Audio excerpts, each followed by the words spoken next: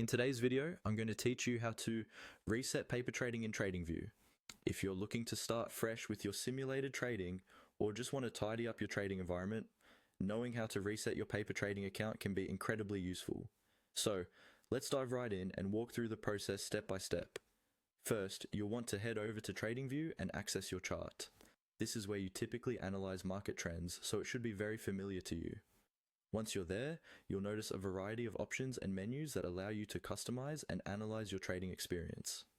Take a moment to locate the menu bar if you're not already familiar with it, as it's going to be integral in the next few steps. Next, direct your attention to the toolbar. Look for a small arrow on the right-hand side of the toolbar. It indicates additional options are available. This arrow typically opens up more functionalities within TradingView's interface. Clicking on it is the gateway to resetting your paper trading, so make sure you find it. If you're having trouble, hover over the toolbar and you should see the arrow pop up almost like a hidden drawer just waiting to be opened. Once you've clicked on the arrow, you'll see an option labeled Paper Trading. Click on the small arrow beside Paper Trading to expand this section. Here, you should see a menu with a few options related to your paper trading account. This expanded view is your control center for everything related to simulated trading on TradingView.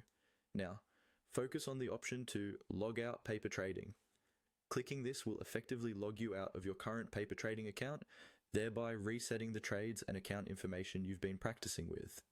It's important to note that this process doesn't delete your previous trades, it merely logs you out, allowing you to start anew when you're ready to log back in. So if there's information you want to keep, consider taking screenshots or recording details elsewhere before logging out. And that's all there is to it. Resetting your paper trading on TradingView is simple and straightforward once you know where to look.